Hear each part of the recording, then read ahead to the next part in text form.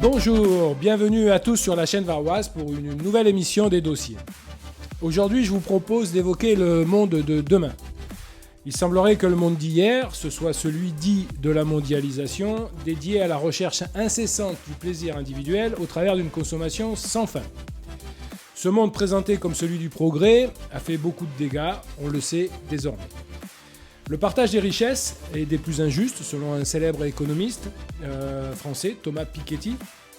L'individualisme et son corollaire, l'égoïsme, a mis à mal le pacte républicain d'après-guerre fondé sur la liberté, l'égalité et la fraternité. Les crises qui s'enchaînent, crise sociale, crise sanitaire, indiquent les limites de ce système. Alors, selon l'aveu même du chef de l'État, rien ne sera plus pareil après la crise. Mais comment changer de logique ? Un certain nombre d'initiatives se font jour et, du côté de la vallée du Gapot, on s'emploie à préparer ce qui pourrait être le monde de demain. Pour nous parler de ce monde, nous recevons aujourd'hui Julien Guimard, professeur des écoles et militant associatif, investi dans l'association La Vallée du Gapot en transition. Il est par ailleurs auteur d'un roman d'investigation dont nous aurons l'occasion de parler plus tard. Julien, bonjour. Bonjour. Merci d'avoir accepté notre invitation pour nous parler de la Vallée du Gapot en transition. Pouvez-vous nous présenter cette association qui se propose de travailler ensemble pour un monde plus juste et plus respectueux de la terre et du vivant ? C'est un vaste programme, aurait dit un personnage célèbre. Alors oui, vaste programme, mais qui déjà fonctionne bien, hein. En fait, c'est une idée très simple, la transition de manière générale, et la Vallée du Gapot en transition, c'est que les gens ont besoin de liens, ont besoin sur un territoire de construire ensemble, de se retrouver, hein, dans cette société un petit peu divisée et individualiste qu'on a et vers laquelle on tend encore plus.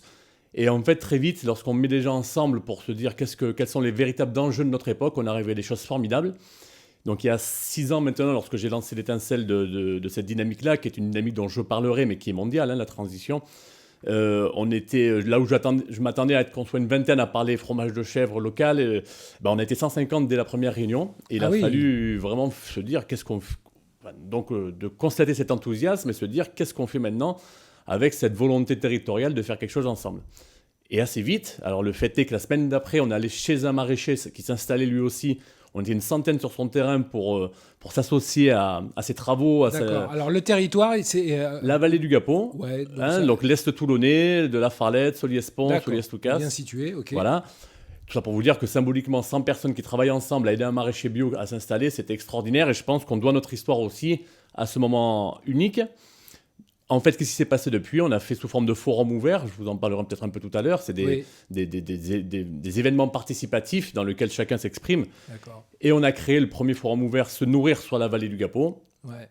Et de là est né notamment la coopérative alimentaire. Le premier projet, donc, c'était l'alimentaire. C'était un projet d'un maraîcher qui devait s'associer avec vous, travailler en commun. Qu'on a soutenu. Et là, vous avez soutenu par vos bras, avec des initiatives, avec Vraiment aller sur le terrain pour l'aider, mais c'était au-delà de ça. Ça faisait juste une semaine qu'on existait, ça nous a soudé un groupe, parce que la notion de communauté et de groupe est très intéressante là-dedans.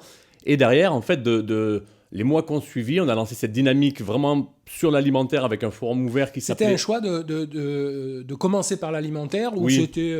C'est venu naturellement. D'accord. C'est venu vraiment naturellement parce que c'était la préoccupation numéro 1, ouais. Et notamment dans la zone et le foncier que nous avons dans la région toulonnaise. Ouais.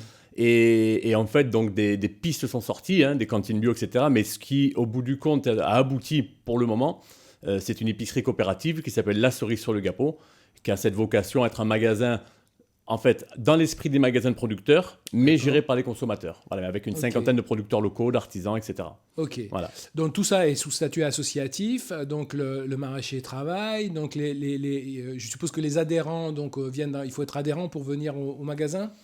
Alors, pendant longtemps, on a cherché un peu nos marques, parce qu'effectivement, c'est une forme coopérative. Oui. Maintenant, on peut faire ses courses sans... Alors, être adhérent, on explique que c'est important. Puisque c'est une coopérative, c'est important de mettre un petit pas, ne serait-ce qu'avec l'adhésion. Oui. C'est vrai qu'au début, on demandait une participation quelle qu'elle soit dans la présence réelle dans le magasin ou alors dans la communication, etc. Maintenant, on accepte absolument que les gens viennent faire leurs courses. C'est déjà une part d'engagement. Ne serait-ce que faire leurs courses. Et s'ils n'ont pas le temps de faire autre chose avec, c'est pas grave. D'accord. Donc, c'est parti comme une fusée dans l'alimentaire. Vous ne vous y attendiez pas. C'est donc que vous avez mis le doigt sur une demande qui était existante. Ah ben clairement, de toute façon, la demande est clairement existante dans cette idée de remettre du sens dans son quotidien. Et l'alimentation, la consommation de manière générale est un levier pour remettre du sens. Là, effectivement, il faut le compromis dans le sens fermer un peu les yeux sur les produits que l'on propose n'est pas possible.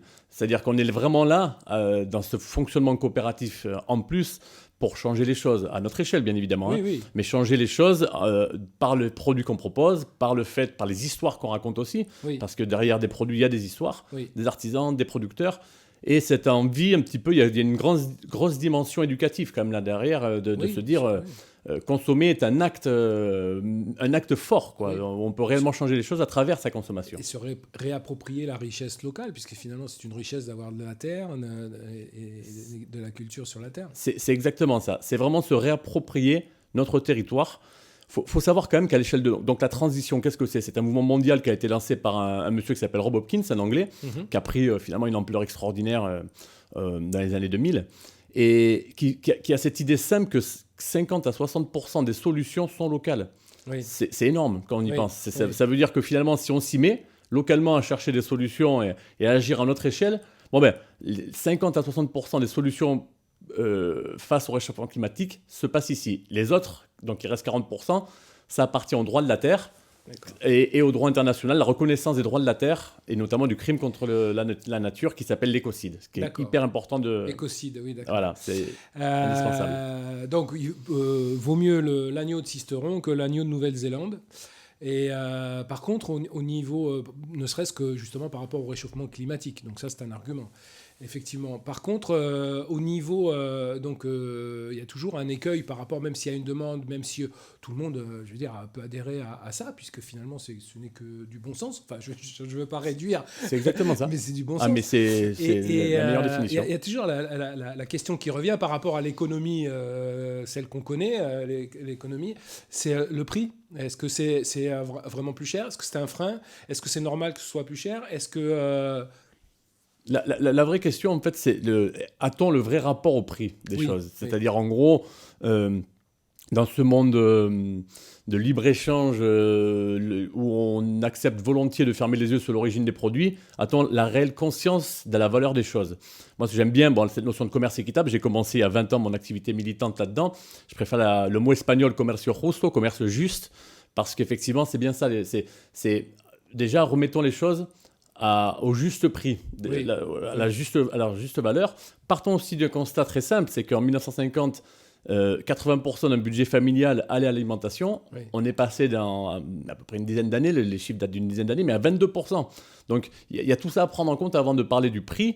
Et à la fin, on se rend compte tout à fait que finalement, changer ses habitudes de consommation, on s'y retrouve ô combien. Ô combien. Ce n'est pas que la notion de prix est... c'est une question parmi d'autres. Est une question parmi d'autres, exactement. Ok. Vous avez, donc à la suite de ce succès, donc vous avez envisagé d'autres choses et vous avez commencé à nous parler de ce que je crois avoir traduit en ce qui concerne la co-création citoyenne. Comment ça s'organise ? Alors, en gros, c'est le forum ouvert en fait partie. C'est-à-dire, en gros, c'est cette idée qu'en fait, sur un territoire, il est grand temps de se rapproprier collectivement les enjeux à travers des outils comme finalement des réunions, mais des réunions en mode horizontal où chacun a cette envie d'agir ensemble et par petits groupes thématiques, etc. Et je crois que ça, en fait, redonner cette envie d'agir aux gens, je pense que c'est l'enjeu majeur de notre époque.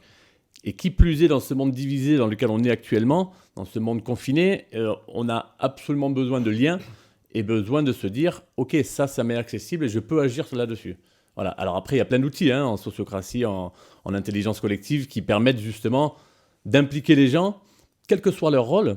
Il y a un monsieur qui a travaillé il y a très longtemps, il y a 40 ans, qui s'appelle John Croft, sur ce qu'on appelle le rêve du dragon, qui en gros est là pour dire se sentir à sa place. Il y a les rêveurs, il y a les organisateurs, il y a les gens qui sont là pour faire la célébration d'un projet. Et en fait, quand on est bien à sa place, on se trouve dans une chaîne, une communauté, et tout se passe merveilleusement bien en fait. D'accord. Voilà, et ça, c'est l'intelligence collective qu'il nous faut mettre en place sur les territoires. Qui sont les membres de l'association? C'est qui un membre de l'association? Il y a un profil, alors, souvent on dénonce aussi, je me fais l'avocat du diable, ne me jetez pas des cailloux, on dénonce les bobos écolos, on dénonce des choses comme ça, etc. Mais qui sont ces gens? Ces gens qui ont une demande, c'est sûr, mais c'est plus une demande d'humanisme au travers de la citoyenneté, ou c'est un tout? C'est un tout, c'est réellement un tout, et je pense que chaque territoire a son histoire. Il faut bien s'imaginer que la transition, on l'appelle comme on veut. Il y a plein d'initiatives comme ça, c'est pas un nom déposé, quoi que ce soit, mais ça pousse de partout. Ça pousse de partout, puisque le monde tend vers plus de résilience. Et donc, finalement, on a des initiatives dans les quartiers nord de Marseille, on a des initiatives de partout. Et donc, évidemment qu'il y a toujours des étiquettes, partout, tout le temps, vous le savez. Donc, cette étiquette de bobo écolo, moi, je m'en soucie absolument pas. Elle n'est tellement pas le reflet d'une réalité. La réalité, en tout cas pour la vallée du Gapot, c'est réellement un mélange culturel, social, de gens qui prennent conscience et qui ont envie d'agir, et même qui surtout aussi s'accrochent à cette idée de lien et de solidarité. C'est pas rien. C'est tout très à fait important. Mais si cette étiquette dérange, c'est peut-être parce que vous-même vous dérangez par rapport à un tissu politique. Est-ce que vous avez l'impression de faire de la politique? Mais je pense qu'on fait tous de la politique, en fait. Je pense que réellement que lorsqu'on parle de changer sa consommation, lorsqu'on parle d'éducation, lorsqu'on parle de transition écologique, on fait de la politique. C'est pareil, les mots sont toujours... Moi, ça fait 20 ans qu'il y a des mots qui sont lancés, qui nous paraissent bien, qui sont récupérés. C'est pas grave. Ça veut dire qu'on est dans le bon chemin. Mais oui, c'est de la politique, évidemment. Mettre des gens en lien pour décider des enjeux de l'époque, c'est de la politique. D'accord. C'est pas au sens des partis, mais vous faites de la politique. Mais la politique, c'est ça, organiser le territoire. Tout à fait. Voilà. À partir du moment où vous faites de la politique, vous pouvez commencer à déranger. Ah, mais oui. Et puis, vous savez, c'est ce qui se passe. C'est ce qui se passe. Et on n'est pas forcément toujours bien vu. Nous, l'idée, c'est qu'on soit bien clair, c'est en fait, lorsque ça marche, je vais vous donner des endroits où ça marche, par exemple, cette histoire-là. En général, ça part soit du politique, soit des citoyens. Et lorsque les deux se retrouvent, et qu'on retrouve en plus les entreprises du coin pour changer les choses, ça bouleverse complètement le territoire. Lorsqu'il y a une prise de conscience globale, qu'on se met autour d'une table et qu'on se dit qu'est-ce qu'on fait ensemble? Qu'est-ce qu'on fait ensemble pour répondre à cet enjeu majeur de notre espèce dans les temps qui sont les nôtres?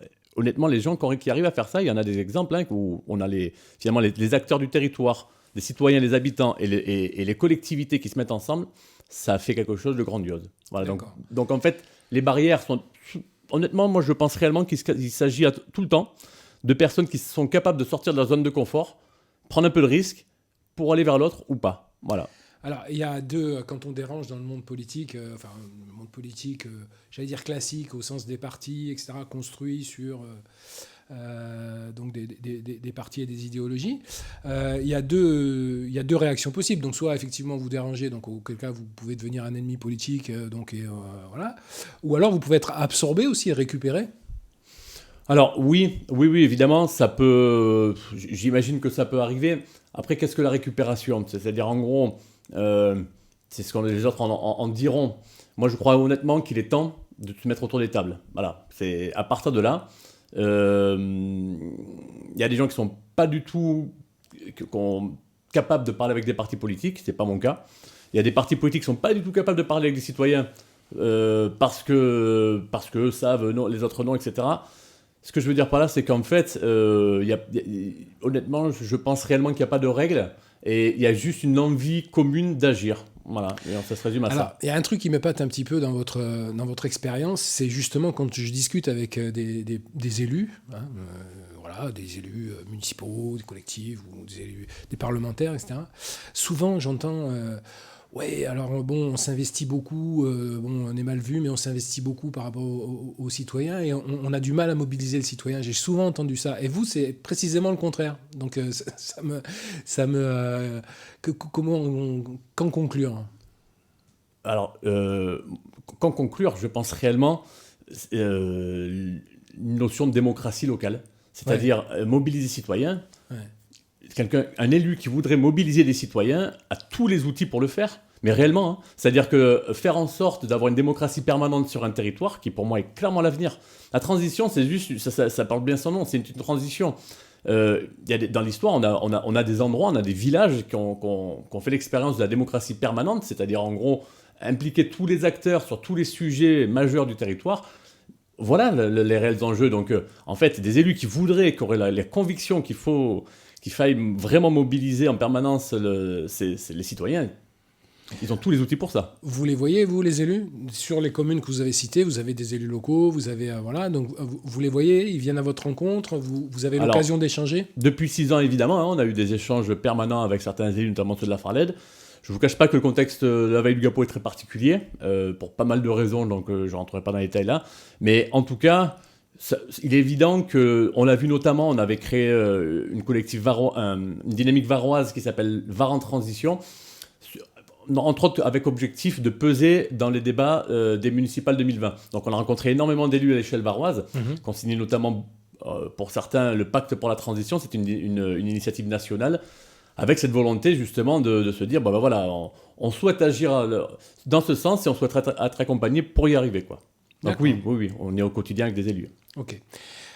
Vous êtes donc un partenaire associatif, vous avez des financements, vous demandez des financements pour telle action, telle ou telle autre action, parce que ça c'est un échange, c'est un travail aussi à réaliser avec les élus.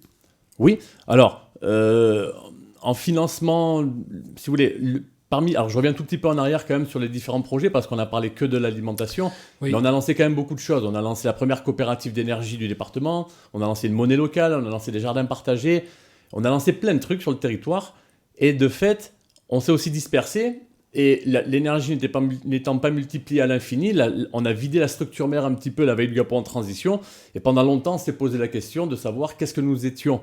Est-ce qu'on est juste une philosophie pour lancer tout ça ou est-ce qu'il fallait garder cette matrice au centre? Bon, et ça a mis du temps quand même, ça a mis au moins 1 ou 2 ans et finalement on s'est dit, il y a 2 ou 3 ans à peu près, on est parti sur cette idée de créer une maison de la transition qui nous représente bien. Et donc, tout ça pour vous dire qu'effectivement, on est en train de créer un tiers-lieu. Donc, tiers-lieu, c'est vraiment une appellation officielle, un tiers-lieu, qui vient d'être labellisé Fabrique de territoire par l'État. Donc, ça sera une maison de la transition qu'on espère être à la Farled. Alors, c'est pareil, on est pour l'instant entre deux, mais on aura des réponses dans les jours qui arrivent. Et dans lequel on aura l'épicerie coopérative, on aura un café culturel, on aura un espace numérique avec coworking, inclusion numérique, Fab Lab, etc. Et une partie pépinière qui nous semble indispensable, c'est justement tout ce qu'on vient de se dire, c'est comment faire en sorte d'accompagner des individus, des collectivités, des associations, des entreprises vers cette fameuse transition, voilà, qu'on aspire. Et puis derrière aussi, on espère qu'on aura un jardin en permaculture, parce que ce lien à la nature nous semble complètement indispensable. En fait, ce qu'on est en train de rechercher de manière générale, de manière collective, c'est aussi de se rappeler de nos racines. Je pense qu'il est grand temps de contempler à nouveau la nature et de se rappeler, comme les peuples autochtones nous le demandent, entre autres, d'où nous venons réellement. Voilà. D'accord, donc c'était un peu l'idée de comment on réinvente le futur. Alors le positionnement de cette maison de la transition est important parce que comme vous dépassez la commune en fait, donc vous êtes sur plusieurs entités, etc., administratives, j'entends. Donc comment vous choisissez un endroit d'abord parce que c'est ce qui vous paraît être le plus favorable, ou c'est parce que justement il y a des meilleurs partenariats, ou ça va pas être facile en fait? Je crois que c'est avant tout l'historique, c'est-à-dire que nous sommes une structure ayant émané de la vallée du Gapo, du territoire de l'Est toulonnais. La logique voudrait qu'on y soit, parce qu'on a toute cette histoire, toute cette énergie qui en est sortie. Comme je vous dis, les réponses vont arriver. On a eu quand même beaucoup de hauts et pas mal de bas aussi, là, depuis 2-3 ans. On avance. De toute façon, on a cette dénomination de tiers-lieu ressources, et c'est vraiment ce qu'on cherche à faire, c'est-à-dire en gros aider, appuyer, faire pousser d'autres tiers-lieux par d'autres porteurs de projets, les accompagner, parce qu'à mon avis, des lieux qui proposeront du lien, de la solidarité, cette envie de construire ensemble, je pense que ça sera un petit peu le nerf de la guerre de demain. Voilà, on aura vraiment besoin de se remettre en lien demain pour contrer le truc qui est le plus naturel en ce moment, c'est la peur. Voilà, donc se remettre en lien, je pense que il nous faudra des lieux comme ça. Et voilà pourquoi on assiste autant. Et justement, est-ce que la crise sanitaire, ça accélère les processus de changement ? Ça accélère énormément. Ça accélère, je pense que ça nous met face à nos responsabilités aussi. Et cette idée que ça se passe maintenant, ça sera clairement pas... Un cap sera passé pour nos gamins. Voilà, donc là, il se passe quelque chose. pour lequel il nous faut donner une réponse. Voilà, soyons responsables de ça. D'accord. On n'est pas rentré dans le détail de la foire bio. Alors la foire bio, c'est tout ce qui a lancé cette dynamique finalement, il y a 17 ans. C'est un événement devenu national depuis le temps, qui a connu son apogée en 2019, 2020 n'ayant pas eu d'édition pour la crise Covid. Et en 2019, on a commencé une tournée de Rob Hopkins, donc le monsieur Transition, qui a commencé donc à la Fralette, que j'ai co-organisé ensuite partout en France. Et voilà, donc c'est 140 exposants, toujours avec cette idée de proposer vraiment des moyens d'agir concrets. Alors ça soit des producteurs, des artisans, des associations, voilà, vraiment cette idée de semer l'envie d'agir. Et puis un événement très festif aussi, avec des concerts, avec tout ça. Voilà. Donc malheureusement, la situation fait que 2021, je ne pense pas qu'on aura une foire digne des grandes années. C'est à quelle époque ? C'est en avril, c'est au mois d'avril. Voilà, et par contre on continue, on a un marché bio à la Farled tous les mois, un marché de producteurs. Dans toutes ces initiatives, vous mettez en place des évaluations régulières, vous faites des ajustements, vous nous en avez un peu parlé, oui, parce que tout ne fonctionne pas comme ça du premier coup. Donc vous observez vous-même, c'est votre petit labo ? Ah oui, tout à fait, ouais. Non, mais de toute façon, il faut bien se dire qu'il y a des initiatives qui ont commencé, qui se sont arrêtées d'elles-mêmes pour plein de raisons. Ça fait partie de la vie, ça. Je pense à des jardins partagés, par exemple. On se rend compte aussi quand même que n'importe quelle initiative a besoin de locomotive. C'est-à-dire que comme je disais tout à l'heure, chacun a un rôle. Mais le rôle de la locomotive, le rôle du rêveur et de celui qui va lancer quelque chose, c'est de transmettre son rêve et de finalement que certains se disent « oui, ça peut marcher ». Et les initiatives qui n'ont pas abouti, qui n'ont pas pu continuer, mais qui continueront sûrement peut-être d'autres moyens, c'est parce que il manquait des locomotives. C'est-à-dire que peut-être on était trop dispersés à un moment donné, on était trop partout, et du coup, il manquait une locomotive spécifique à des projets précis. C'est indispensable. Vous êtes des rêveurs ou des précurseurs ? Alors, en fait, à l'échelle on est les deux. C'est-à-dire que des précurseurs, je ne pense pas, parce qu'il y a des initiatives comme ça, on en a à l'échelle on en a absolument partout sur la planète, et je trouve ça d'ailleurs extraordinaire. Mais qu'on soit bien d'accord, à l'échelle d'un groupe, d'une communauté, il nous faut de tout. Il y a des gens qui sont des rêveurs, j'en fais partie. Moi, je suis pas du tout aussi bon organisateur que rêveur. Heureusement qu'il y a des organisateurs avec moi. Heureusement qu'il y a des gens qui sont dans la célébration. C'est indispensable dans un projet aussi de se dire on fait ça parce que ça nous éclate. N'oublions pas que nous sommes tous bénévoles là-dedans. Il faut que ça nous éclate, il faut qu'on ait la banane, il faut qu'on ait envie de construire ensemble. Voilà. Les jardins partagés, c'est sur le mode des jardins ouvriers à l'ancienne ou c'est une redécouverte de la production familiale, c'est autre chose ? En fait, c'est un petit peu des deux. C'est-à-dire, très honnêtement, quoi qu'on fasse, on n'invente pas l'eau chaude. C'est toujours très souvent des initiatives du 19e siècle qui sont réajustées, réinventées. Là, on n'est pas dans des jardins familiaux, c'est-à-dire on n'a pas des parcelles proposées, même s'il y en a, et c'est très bien aussi dans d'autres initiatives. Des jardins partagés, c'est tout simplement des jardins qui sont libres d'accès, qui sont libres, on y vient quand on veut. Quand ça marche bien, il y a une dynamique mondiale qui s'appelle Les Incroyables Comestibles, qui a une histoire extraordinaire d'ailleurs. C'est deux mamies qui ont lancé ça en Angleterre et qui ont planté de l'autre côté de leur jardin. Et finalement, parce qu'elles se sont dit, moi je sais faire que ça, je plante. Donc elles ont planté de l'autre côté de leur jardin.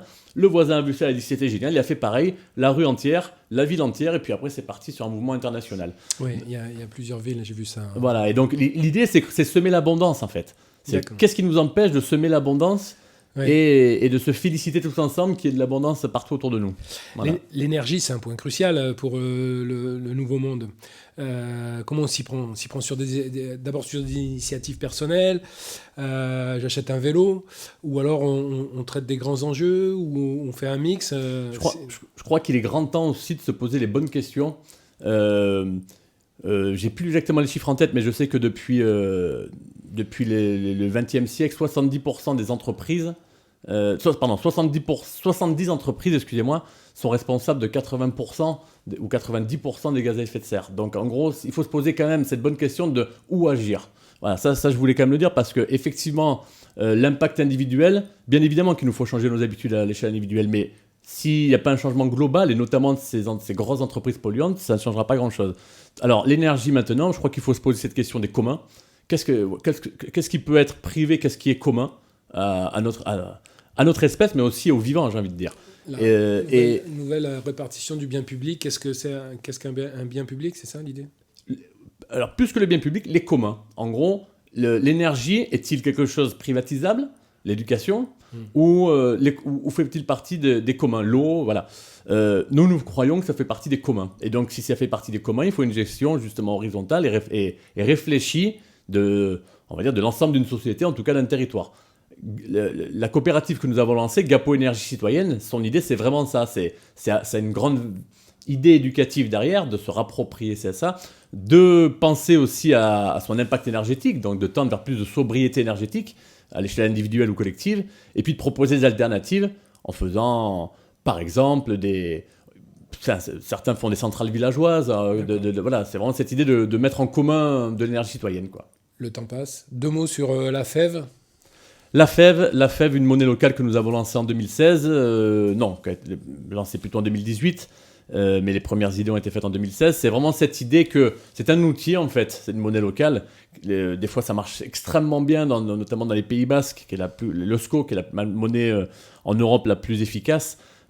L'idée, c'est vraiment de se dire, en gros, que si l'argent, on a une énorme majorité de notre argent lorsqu'on fait les courses dans un supermarché, par exemple, qui part du territoire et qui va, pour beaucoup, dans des paradis fiscaux à la fin. Si ne serait-ce que 10% restait sur le territoire, ça créerait des millions d'euros pour le territoire. C'est ça l'idée de la monnaie locale, c'est que de la richesse reste sur le territoire et que finalement on change aussi le monde à travers ses achats.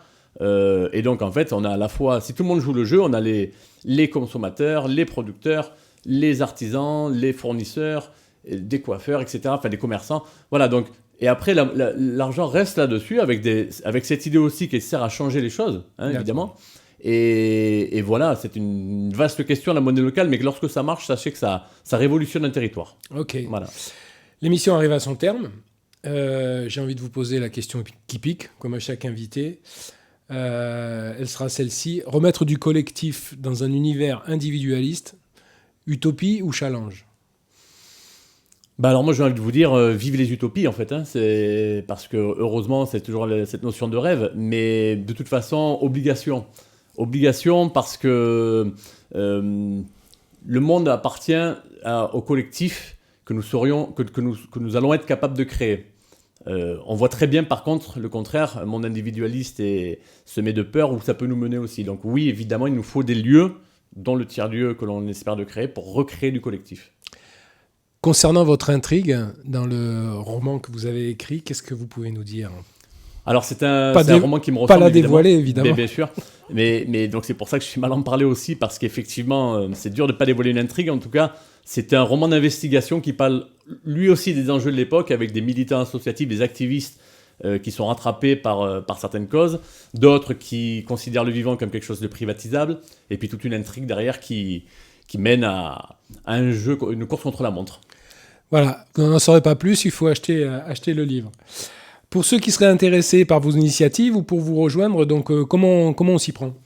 Alors, on a un site internet qui s'appelle Gapo Transition, www.gapotransition.org, la page Facebook de la Vallée du Gapo en Transition, et on aura, à travers les deux, tous les moyens de nous rejoindre dans n'importe quelle dynamique que ce soit. Merci Julien. Merci beaucoup. Cette émission donc arrive à son terme. Je vous remercie une nouvelle fois d'avoir accepté de partager avec nous votre vision du monde d'après. N'hésitez pas à réagir sur les réseaux sociaux de la chaîne varoise. À bientôt pour une prochaine émission.